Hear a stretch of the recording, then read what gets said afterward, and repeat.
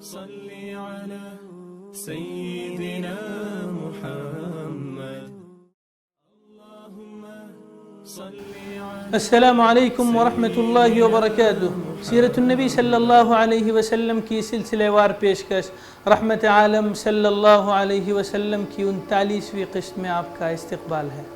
ناظرین، 48ویں قسط کا اختتام ہم نے مشرکین مکہ کی سازشوں پر ختم کیا تھا۔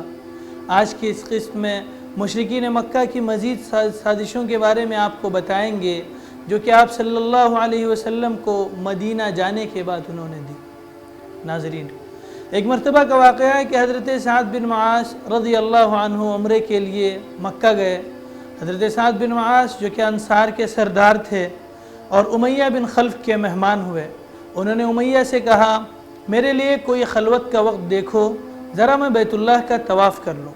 امیہ دوپہر کے قریب انہیں لے کر نکلا تو ابو جہل سے ملاقات ہو گئی۔ اس نے امیہ کو مخاطب کر کے کہا، ابو صفوان، تمہارے ساتھ یہ کون ہے؟ امیہ نے کہا، یہ سعد ہے۔ ابو جہل نے سعد کو مخاطب کر کے کہا، اچھا، میں دیکھ رہا ہوں کہ تم بڑے اطمینان سے، امن و اطمینان سے طواف کر رہے ہو، حالانکہ تم لوگوں نے بے دینوں کو پناہ دے رکھی ہے اور یہ زعم کرتے ہوئے کہ ان کی نصرت و اعانت بھی کرو گے، اور تم ان سے یہ زعم بھی رکھتے ہو کہ تم ان کی نصرت اور اعانت یعنی ان کی مدد بھی کرو گے۔ سنو، اللہ کی قسم، اگر تم ابو صفوان کے ساتھ نہ ہوتے تو اپنے گھر سلامت پلٹ کر نہ جا سکتے تھے۔ اس پر حضرت سعد نے بلند آواز میں کہا، سن، اللہ کی قسم، تو نے مجھ کو اس سے روکا تو میں تجھے ایسی چیز سے روک دوں گا جو تجھ پر اس سے بھی زیادہ گرا ہوگی۔ یعنی اہل مدینہ کے جو قافلہ گزرتا تھا وہ مدینہ والوں کے پاس سے گزرنے والا تھا، یعنی ان کا تجارتی راستہ تھا، مکے والوں کا مدینہ کی طرف سے گزر ہوتا تھا تو وہ ان کا تجارتی راستہ تھا۔ پھر قریش نے مسلمانوں کو کہلا بھیجا، تم مغرور نہ ہونا کہ مکے سے صاف بچ کر نکل آئے، ہم یثرب ہی پہنچ کر تمہارا ستیاناش کر دیتے ہیں۔ اور یہ محض دھمکی نہ تھی، بلکہ رسول اللہ صلی اللہ علیہ وسلم کو اتنے مؤکد طریقے پر قریش کی چالوں اور برے ارادوں کا علم ہو گیا تھا کہ آپ یا تو جاگ کر رات گزارتے تھے یا صحابہ کرام رضی اللہ عنہم کے پہرے میں سوتے تھے۔ چنانچہ صحیح بخاری و مسلم میں حضرت عائشہ رضی اللہ عنہا سے مروی ہے کہ مدینہ آنے کے بعد ایک رات رسول اللہ صلی اللہ علیہ وسلم جاگ رہے تھے کہ فرمایا، کاش آج رات میرے صحابہ میں سے کوئی صالح آدمی میرے یہاں پہرا دیتا۔ ابھی ہم اسی حالت میں تھے کہ ہمیں ہتھیار کی جھنکار سنائی دی۔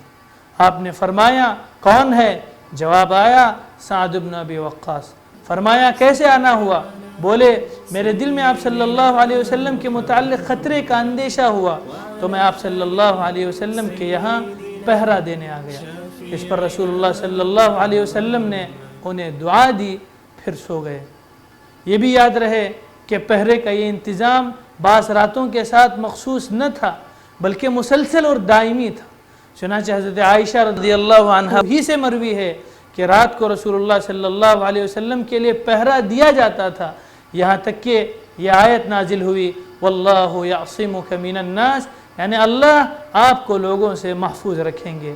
تب رسول اللہ صلی اللہ علیہ وسلم نے قبے سے سر نکالا، یعنی جس خیمے میں تھا، جس گھر میں تھے، اس سے اپنا سر باہر نکالا اور فرمایا، لوگوں واپس جاؤ، اللہ عز و جل نے مجھے محفوظ کر دیا ہے۔ پھر یہ خطرہ صرف رسول اللہ صلی اللہ علیہ وسلم کی ذات تک ہی محدود نہ تھا بلکہ سارے ہی مسلمانوں کو لاحق تھا۔ چنانچہ حضرت ابی بن کعب رضی اللہ عنہ سے مروی ہے کہ جب رسول اللہ صلی اللہ علیہ وسلم اور آپ کے رفقا مدینہ تشریف لائے اور انصار نے انہیں اپنے یہاں پناہ دی تو سارا عرب ان کے خلاف متحد ہو گیا۔ چنانچہ یہ لوگ نہ ہتھیار کے بغیر رات گزارتے تھے اور نہ ہتھیار کے بغیر صبح کرتے تھے۔ ان پرخطر حالات میں جو مدینے میں مسلمانوں کے وجود کے لیے چیلنج بنے ہوئے تھے اور جن سے آیا تھا کہ قریش کسی طرح ہوش کے ناخن لینے اور اپنے تمرد سے یعنی اپنی سرکشی سے باز آنے کے لیے تیار نہیں ہے، اللہ تعالیٰ نے مسلمانوں کو جنگ کی اجازت فرما دی۔ اس موقع پر اللہ تعالیٰ کا جو ارشاد نازل ہوا وہ یہ تھا، اذن للذین یقاتلون بانہم ظلموا وان اللہ علی نصرہم لقدیر. جن لوگوں سے جنگ کی جا رہی ہے انہیں بھی جنگ کی اجازت دی گئی کیونکہ وہ مظلوم ہیں اور یقیناً اللہ ان کی مدد پر قادر ہے. پھر اس آیت کے ضمن میں مزید چند آیتیں نازل ہوئی جن میں بتایا گیا کہ اجازت محض جنگ برائے جنگ کے طور پر نہیں بلکہ اس سے مقصود باطل کے خاتمے اور اللہ کے شعائر کا قیام ہے.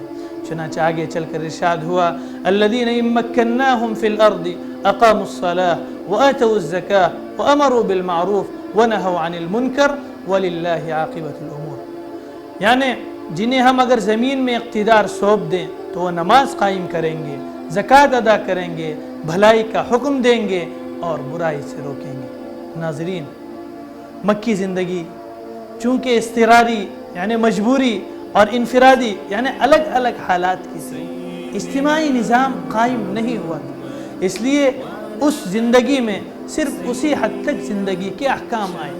لیکن اب جب کہ مسلمانوں کو مدینہ آ کر اجتماعیت اور نفاذ کی قوت حاصل ہو گئی اور مدینہ میں حکومت قائم ہو گئی تو اب ان کی ضرورت کے احکام بھی عطا کر دیے گئے جن کا دائرہ تمام اجتماعی پہلوؤں تک پھیلا ہوا تھا. اسی لیے مسلمانوں کی کوششوں کو اس کے مطابق کرنے کا حکم ہوا اور مدینہ میں مسلمانوں کو جو اجتماعی طاقت حاصل ہو گئی تھی اس طاقت کو اپنے خیر پسند دینی مقاصد کے کام میں لانے کے ساتھ ساتھ اپنے دفاع اور دین حق کی نصرت کے لیے استعمال کرنے کی اجازت دے دی گئی.